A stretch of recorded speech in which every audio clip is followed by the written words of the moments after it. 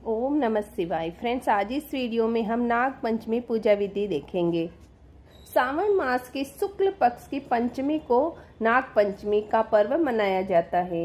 नाग देवता की पूजा करके सुरक्षा और समृद्धि की कामना करते हैं। तो आइए पूजा विधि देख लेते हैं। सुबह जल्दी उठकर स्नान आदि से निवृत्त हो जाना है। उसके बाद आप कहीं पर स्वच्छ जगह पर ये पूजा कर सकते हैं। जहाँ भी आप पूजा कर रहे हैं गंगा जल का छिड़काव करके अच्छे से साफ कर लें।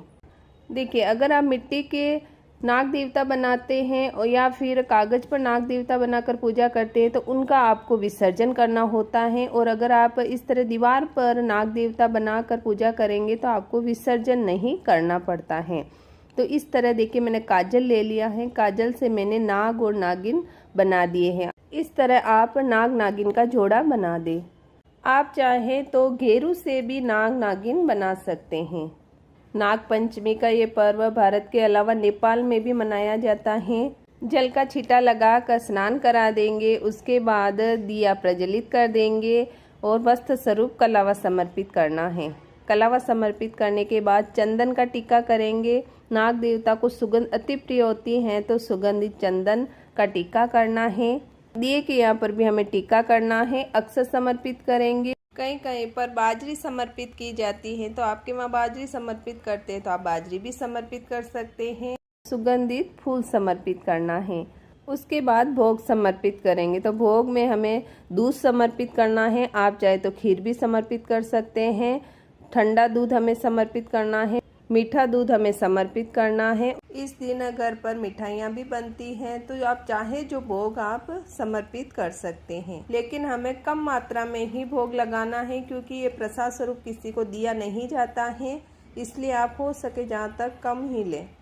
अगर मिठाई नहीं है तो आप गुड़ और चीनी भी समर्पित कर सकते हैं।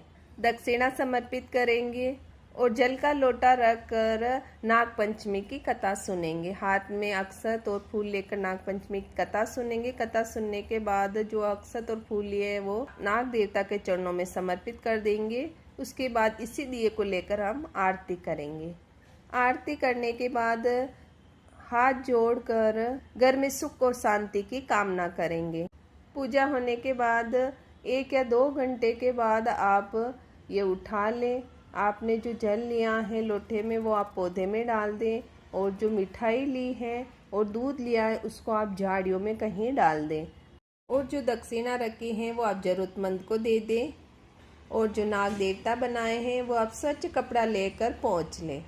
कहा जाता है कि काल सर्प दोष हो तो भी अगर आप नाग देवता पर दूध अर्पित करते हैं तो काल सर्प दोष खत्म हो जाता है। या फिर चांदी के आप नाग नागिन बनाकर दूध में रखकर आप नाग देवता पर अर्पित करते हैं तो भी काल सर्प दोष दूर हो जाता है।